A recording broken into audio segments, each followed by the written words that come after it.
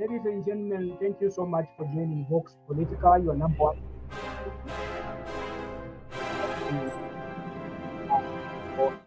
Welcome to this live session where we want to talk about the grief in the country, where everybody is mourning and everybody is grieved by the cruel death of one Albert Ojwang. And many Kenyans have really expressed their anger towards this cruel death in the hands of Albert Ojwang. Ladies and gentlemen, a young man has died not on the street, not in the battlefield, but this young man has died in the hands of police officers, the same police officers that were supposed to guard his life are the ones that have finally taken away his life. You can join this live broadcast, ladies and gentlemen, and air your views via the link pinned in the comment section.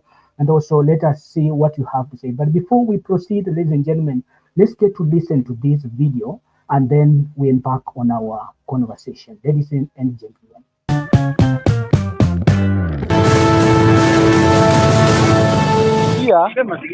Nilikuwa nataka kuverify alafu sasa tupange alafu tujue kama tutafika kesho Central. Sawa mzee. Mungu apeleka Central, jina nani alipelekwa Kamkunji? Central. Sawa, kesho hata kama sio utakamlinda, ndafika hivyo Central kesho. Sawa mzee. Hizo mambo kwa fiti, Mike ndani?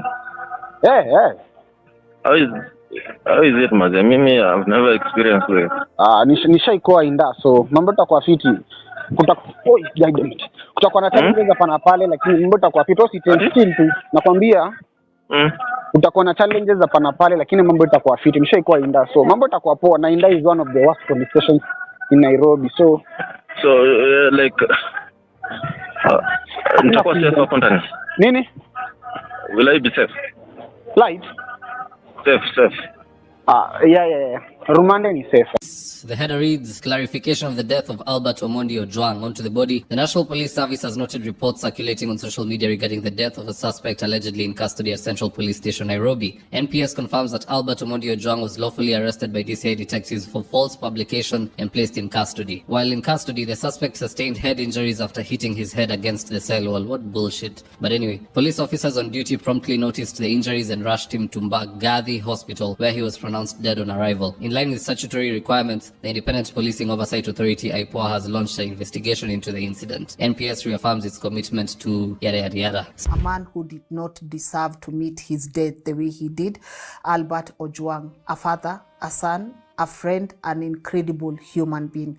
And I think for me, the saddest part was seeing his father break down and also asking myself, how was the journey like for this man, following his son all the way from Homa to Central Police Station, only to be told, you know what, your son injured himself and died. Habari si nzuri, mtoto wako alijigonga kwenye ukuta na yeye amecommit suicide. Hii kama ni kujitia kitanzi ndani ya room. Akajaribu kunielezea kwamba huyu mtoto alikuwa amewekwa kwenye room ya peke yake. Nikajiuliza swali, kwani huyu mtoto anawekwa kwa room ya peke yake? Kwani yeye anaangusha nyumba kwa mabomu? Amefanya nini? Mtoto awekwe kwa room peke yake na kuna wenzake wameshikwa pale. Kwa nini asiwekwe na wenzake? Kwa nini awe peke yake? Kumbuka jana kijana mdogo anaitwa Albert Ojwang. Yeye ameandika kitu kwa mtandao na ni mwalimu tu.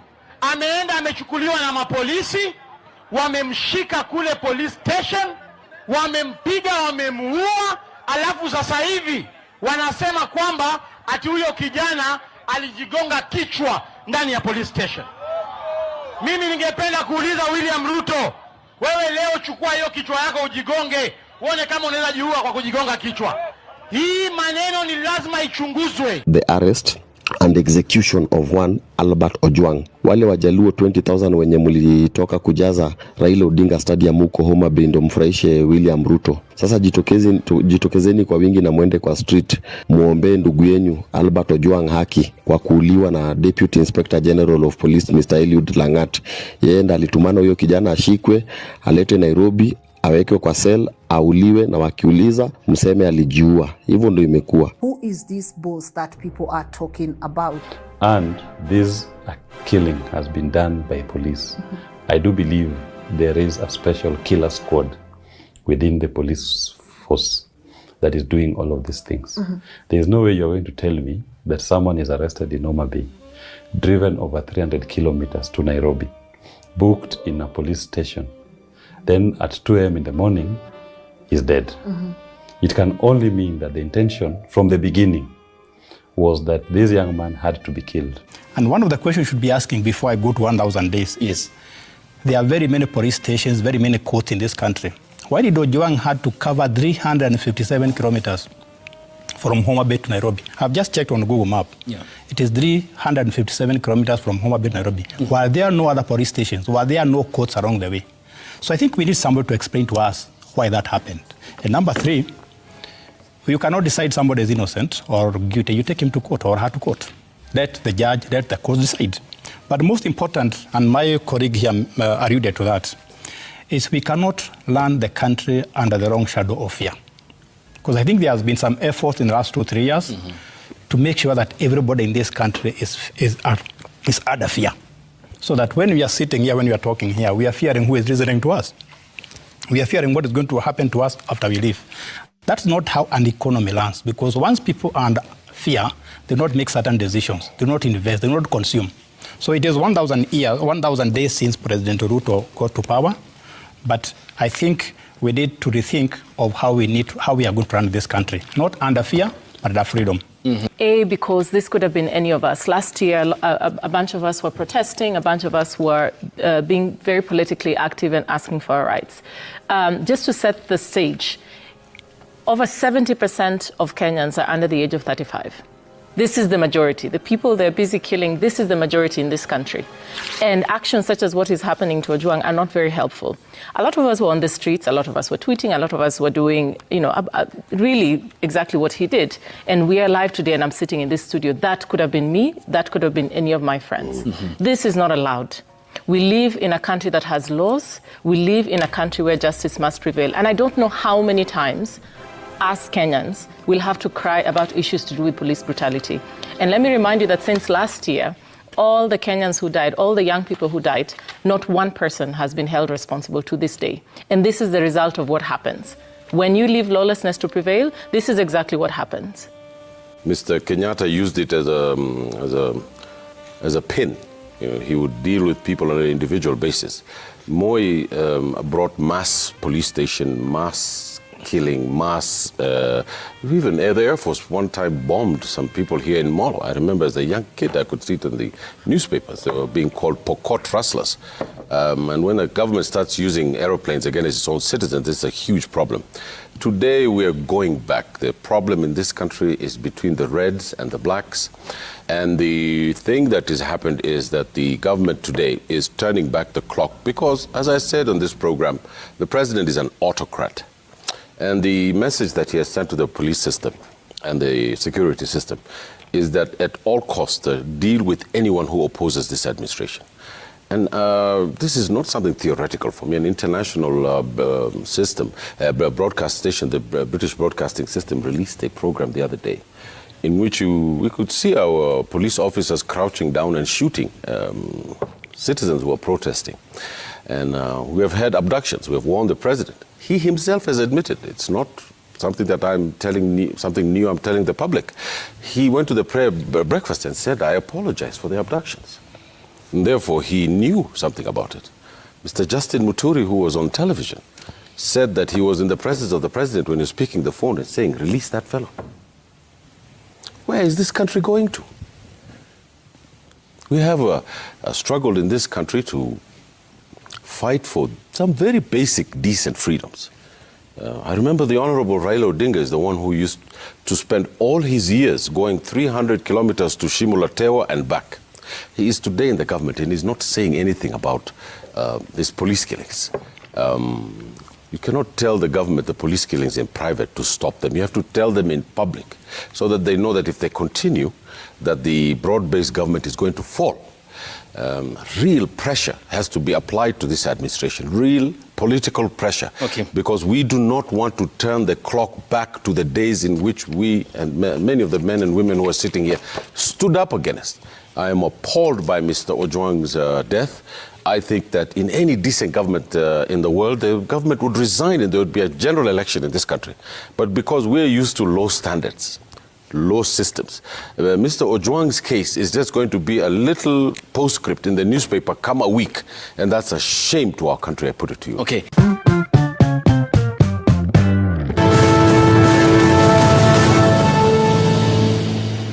Ladies and gentlemen, those are various expressions from the Kenyans. And the big question that we are asking ourselves amidst the ongoing protests countrywide is what shall the government do to bring down or to bring a close to the ongoing protest in Nairobi CBD and also in Homa Bay, as we have seen, ladies and gentlemen. You can join this conversation right from the comment section. There is a link pinned down there so that you can give your views, ladies and gentlemen, on this topic of Albert Ojwang. And as we seek for justice, the question we are asking is who is to blame for this murder of Ojwang? We saw how Murkomen, the CS for Interior, gave a very fake response before the Senate yesterday, the other day, when he was put to question to explain why are Kenyans being murdered in the hand of the police who have the mandate under the Constitution to protect lives and property of the same Kenyans, ladies and gentlemen. What should be done here, as of my own opinion, ladies and gentlemen, is that the road is in the police, and the road in the police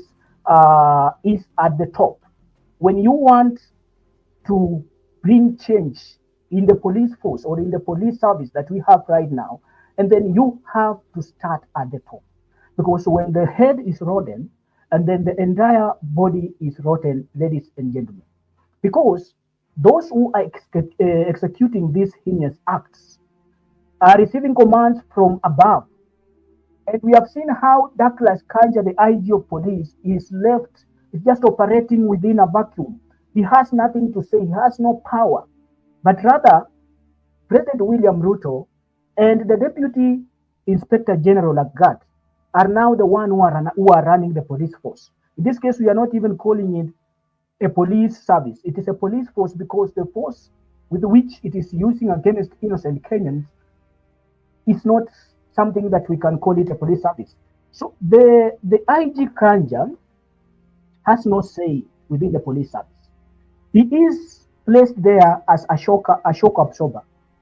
So that when IG Ganja, when the Deputy Inspector General receives instruction from the President to go and execute some things, or uses the powers that has been given by the President, that is the DIG, the Deputy Nini, they go make mistakes, and then now IG Ganja is there to absorb the shock, to take the blame. Because this man was helpless. Even when you saw him giving the press statement, he is helpless. His office, he has no say in the office. The Deputy Inspector General Lagat is operating the entire police service, operating the DCI and the entire police service without the knowledge of the Inspector General of Police.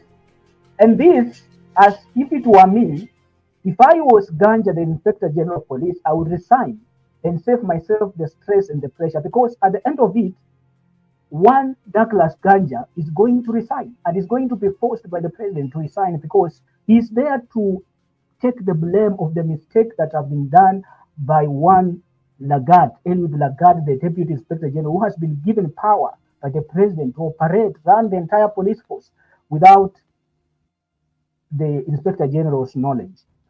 And ladies and gentlemen, if we have to clean this mess, then we have to start at the top. Deputy Inspector General Eliud Lagat needs to resign. He needs to go, because Kenyans are not going to stop protesting. They are going to continue protesting until this man is out of office. Because he cannot be there when he is the suspect number one in the murder of this young man. Ladies and gentlemen, in the comment section, I have pinned a link there. You can click on that link and join me in this conversation right away and give your views on the cruel murder of Albert Ojwang. What is your take in this cruel death, ladies and gentlemen? Click the link below and let's get into this amazing discussion.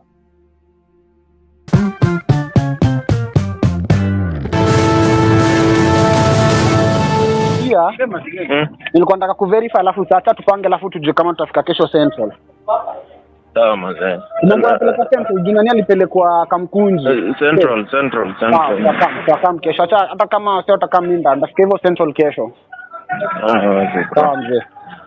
Hizo mambo tutafiti Mike ndani? How is it mzee? Mimi I've never experienced it. Nishaikuwa inda, so mambo tutakuwa fiti. Kutakuwa na challenges hapa na pale, lakini mambo tutakuwa fiti.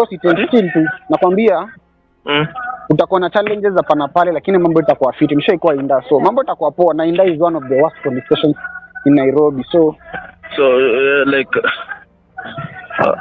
nitakuwa safe hapo ndani. Nini? Will I be safe? Light? Safe. Just the other time, ladies and gentlemen, we had people dying under the police officers in these countries, ladies and gentlemen. Many Kenyans died. We remember what happened to people all the way in Narok County. People were shot in broad daylight by the police officers. The police officers who sought to protect the lives and property of Kenyans. They have now turned their guns to Kenyans. The police are killing the people. And the police are the people who are supposed to protect Kenyans' lives and their properties, ladies and gentlemen. What is going on? We need somebody to explain to us what is exactly going on, because this is not normal. It is not normal, ladies and gentlemen. Death after death, death after death. It is not normal. Albert Ojwang is gone. A few days ago, if you can remember, about the blood parliament, many genzs were slain. They were slain, ladies and gentlemen. What do we need to do to bring this government to account, ladies and gentlemen? What is it that should be done to bring this government to account? Somebody needs to tell us what we need to do, because now with this rate, Rumande is safe. The header reads, clarification of the death of Albert Ojwang onto the body. The National Police Service has noted reports circulating on social media regarding the death of a suspect allegedly in custody at Central Police Station, Nairobi. NPS confirms that Albert Ojwang was lawfully arrested by DCI detectives for false publication and placed in custody. While in custody, the suspect sustained head injuries after hitting his head against the cell wall. What bullshit. But anyway, police officers on duty promptly noticed the injuries and rushed him to Mbagathi Hospital, where he was pronounced dead on arrival. In line with statutory requirements, the Independent Policing Oversight Authority, IPOA, has launched an investigation into the incident. NPS reaffirms its commitment to yada yada yada. A man who did not deserve to meet his death the way he did, Albert Ojwang, a father, a son, a friend, an incredible human being.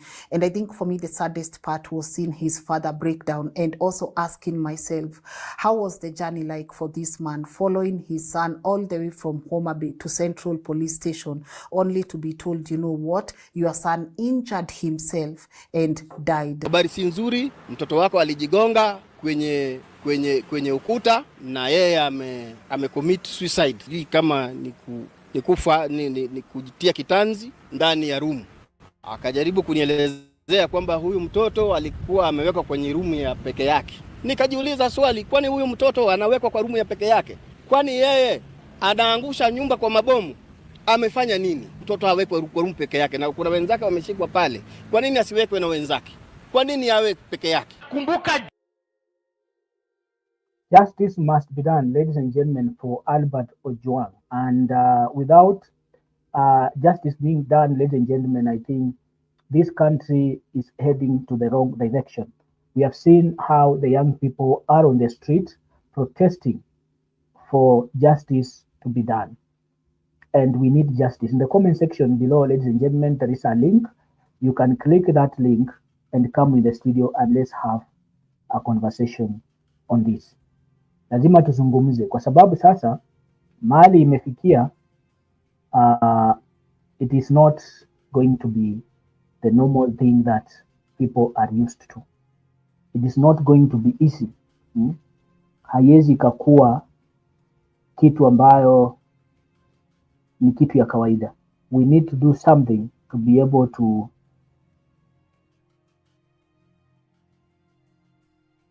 bring this country to account, ladies and gentlemen. Kwa sababu sasa mahali imefikia, this is too much.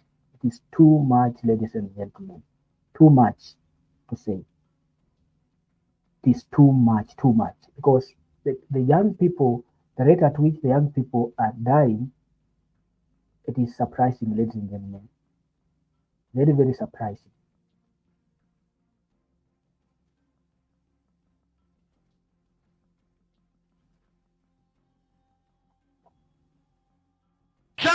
Kijana mdogo anaitwa Albert Ojwang. Yeye ameandika kitu kwa mtandao na ni mwalimu tu. Ameenda amechukuliwa na mapolisi, wamemshika kule police station, wamempiga, wamemuua, alafu sasa hivi wanasema kwamba ati huyo kijana alijigonga kichwa ndani ya police station. Mimi ningependa kuuliza William Ruto, wewe leo chukua hiyo kichwa yako ujigonge, uone kama unaweza jiua kwa kujigonga kichwa.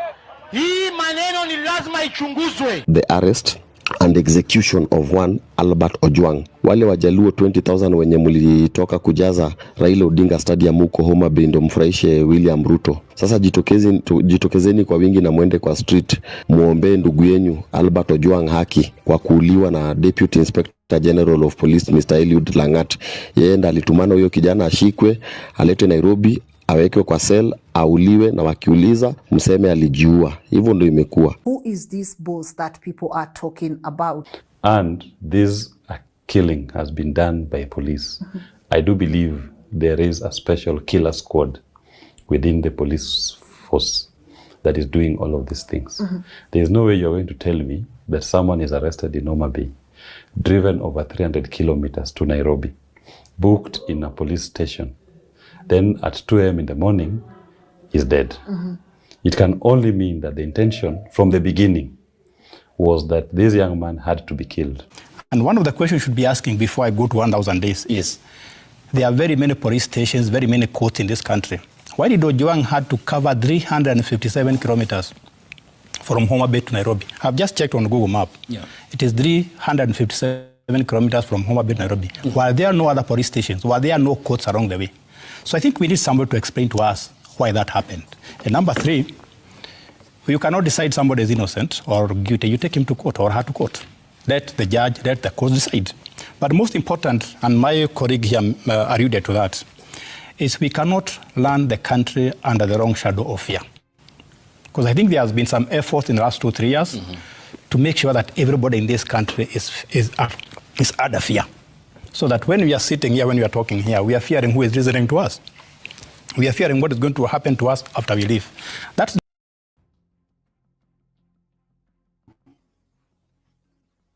we want to know those who committed these offenses, and we want to see them before a court of law and appropriate measures taken by a court. Because the National Police Service does not study for this. Police cells are safe custodies. They are safe custodies where those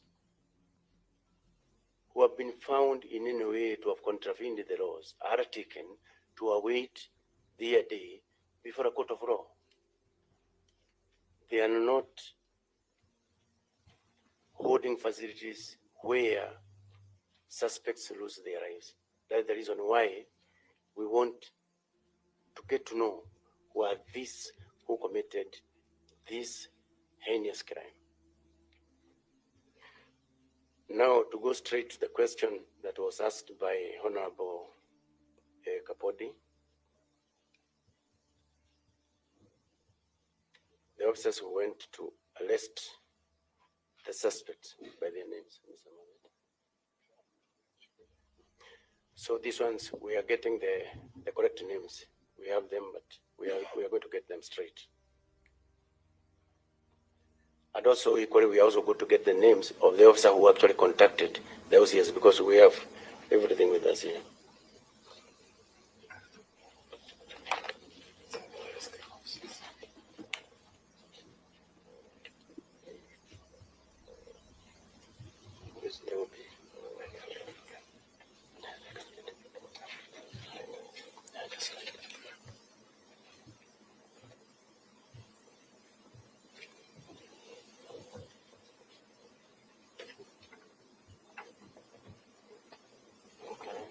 Thank you.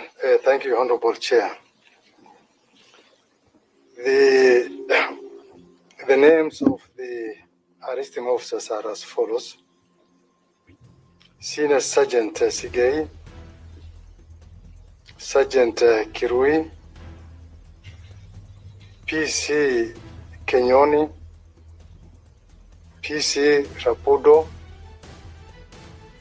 and PC Mwanzi, all of DCI headquarters serious crime unit. Honorable Chair, the suspect was arrested from Homa Bay County and straight away driven to Nairobi and booked at Central Police Station.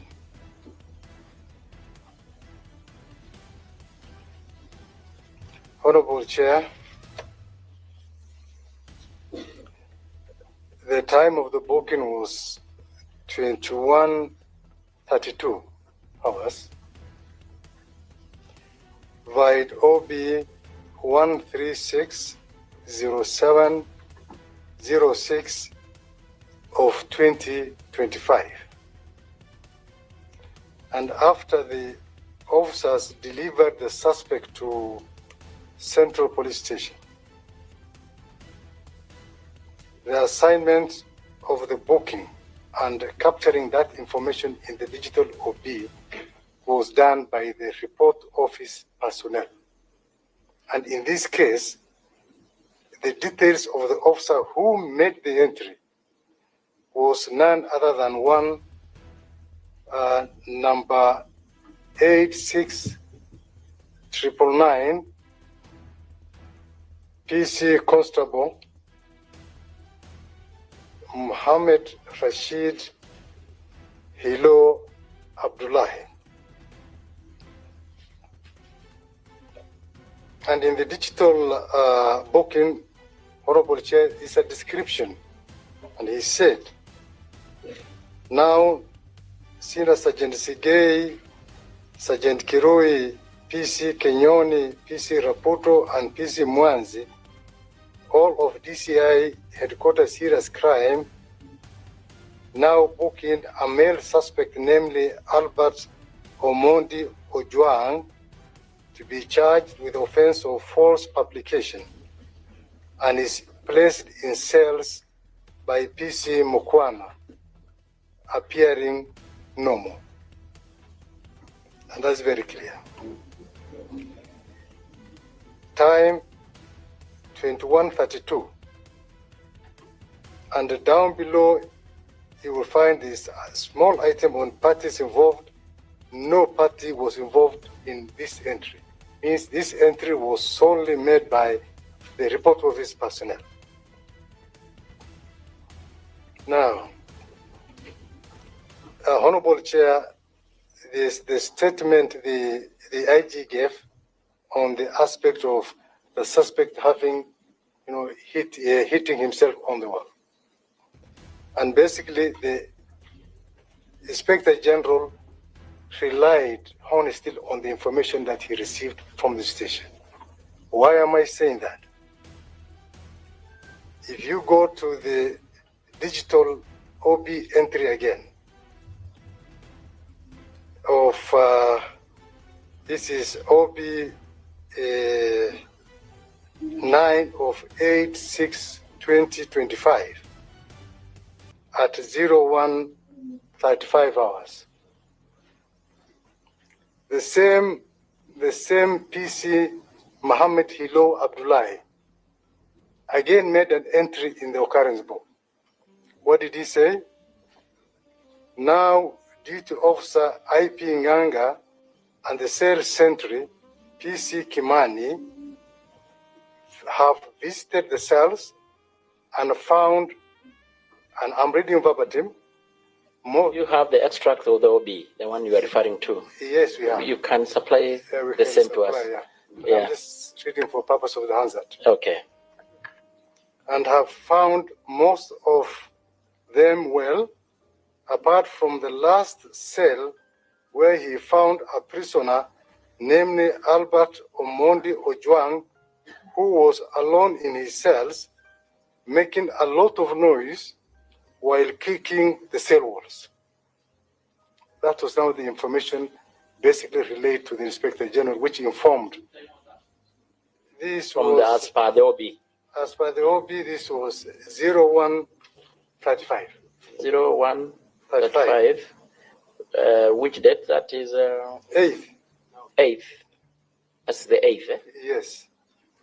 Made by the same report office personnel. PC Mohammed Hilo Abdullah. This was 0135.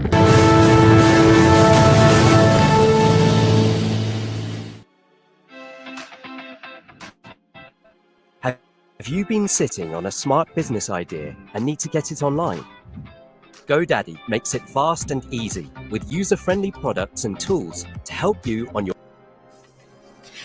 And then who contacted the OCS? Before we go there, yeah, that is how many hours from when was admitted, or the last OB when it was reported to be everybody was well? It's also about kicking the walls. Yeah. It's not knocking the wall with your head. It's okay. Let's not just before. Don't just answer me.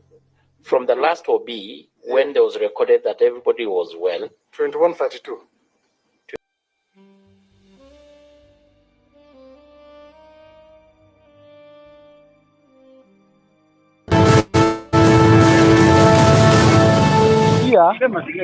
Nilikuwa nataka kuverify alafu sasa tupange alafu tujue kama tutafika kesho Central.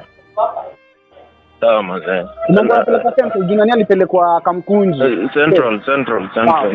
Kwa kesho hata kama sio utakamlinda, ndafika hivyo Central kesho. Sawa mzee. Hizo mambo tutafiti, Mike ndani. How is it mzee? Mimi I've never experienced it. Nishaikuwa inda, so mambo tutakuwa fiti. Kutakuwa na challenges hapa na pale, lakini mambo tutakuwa fiti. Usitensive tu. Nakwambia utakuwa na challenges hapa na pale, lakini mambo itakuwa fiti. Nishaikuwa inda, so mambo itakuwa poa. Na Inda is one of the worst police stations in Nairobi, so like nitakuwa safe hapo ndani. Nini? Will I be safe? Live? Safe. Yeah. Rumande is safe.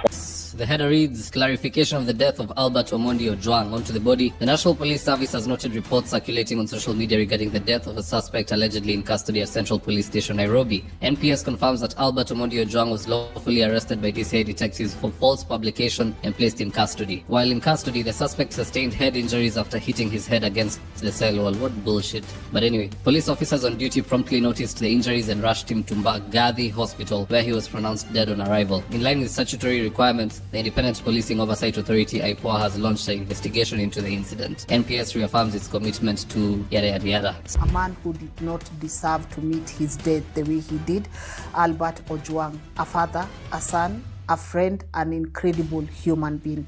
And I think for me the saddest part was seeing his father break down and also asking myself, how was the journey like for this man, following his son all the way from Homa to Central Police Station, only to be told, you know what, your son injured himself and died. Habari si nzuri, mtoto wako alijigonga kwenye ukuta na yeye amecommit suicide. Hii kama ni kujitia kitanzi ndani ya room. Akajaribu kunielezea kwamba huyu mtoto alikuwa amewekwa kwenye room ya peke yake. Nikajiuliza swali, kwani huyu mtoto anawekwa kwa room ya peke yake? Kwani yeye anaangusha nyumba kwa mabomu? Amefanya nini? Mtoto awekwe kwa room peke yake na kuna wenzake wameshikwa pale. Kwa nini asiwekwe na wenzake? Kwa nini awe peke yake? Kumbuka jana kijana mdogo anaitwa Albert Ojwang. Yeye ameandika kitu kwa mtandao na ni mwalimu tu. Ameenda amechukuliwa na mapolisi, wamemshika kule police station, wamempiga, wamemuua, alafu sasa hivi wanasema kwamba ati huyo kijana alijigonga kichwa ndani ya police station. Mimi ningependa kuuliza William Ruto, wewe leo chukua hiyo kichwa yako ujigonge, uone kama unaweza jiua kwa kujigonga kichwa. Hii maneno ni lazima ichunguzwe. The arrest and execution of one Albert Ojwang. Wale wajaluo 20,000 wenye mlitoka kujaza Raila Odinga Stadium huko Homa Bay ndio mfurahishe William Ruto. Sasa jitokezeni kwa wingi na mwende kwa street muombe ndugu yenu Albert Ojwang haki kwa kuuliwa na Deputy Inspector General of Police Mr. Eliud Langat.